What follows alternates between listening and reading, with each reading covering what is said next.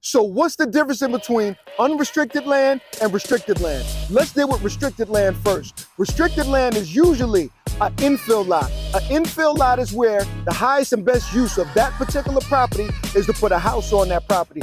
This is where you're gonna have your planning and zoning department. This is where they're gonna tell you what you can do with that property, whether it be industrial, light industrial, residential, or whatever the case may be. And that is what restricted land is. Now, unrestricted land, although you can have smaller lots in unrestricted land, usually that's where you're gonna find much larger acreage. That's where you're gonna find your 20 acres. That's where you're gonna find your 40 acres, and so on and so forth. When you're dealing with unrestricted land, it means exactly that. You can do exactly what you want to do with the property. If you want to camp on the property, if you want to have recreational uses on the property, unrestricted land is the way you want to go if you don't want to be held by the county with them telling you what to do with your property.